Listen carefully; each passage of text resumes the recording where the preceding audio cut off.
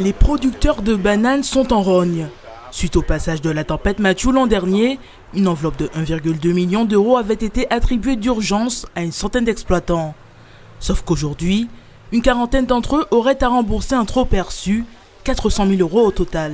Par rapport à Matthew, l'année dernière, on a dû relever toutes nos exploitations et l'État, par un calcul, je ne sais où ils ont pris leurs chiffres, mais en tous les cas, ils ont fait un mauvais calcul et on se retrouve à être menacé de devoir rembourser ce que l'on a touché l'année dernière.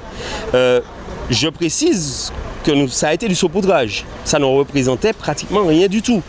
Pour un petit exemple, moi j'ai touché, pour 4,5 hectares de perte l'année dernière, j'ai touché un SMIC, 1 200 euros.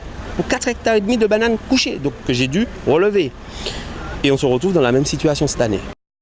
En cause, le mode actuel de calcul des indemnisations.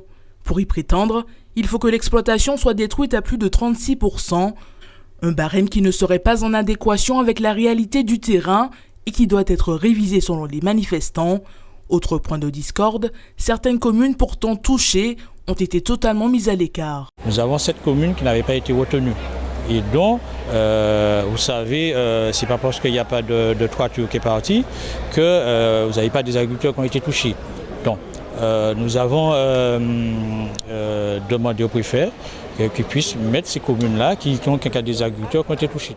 De son côté, le préfet considère que l'État a déjà largement joué son rôle en matière d'indemnisation, mais qu'une remise à plat du dispositif peut être envisagée. Pour Matthew, les indemnisations ont été importantes, puisqu'il y a eu, dès le mois de mai 2017, 7,9 millions d'euros et que le gouvernement vient de décider 2,3 nouveaux millions d'euros d'indemnisation. Il faut réfléchir à sans doute et faire évoluer le mode de calcul. C'est toujours un peu compliqué, mais à l'évidence, j'allais dire, le raisonnement théorique par rapport à une production réelle n'est pas satisfaisant.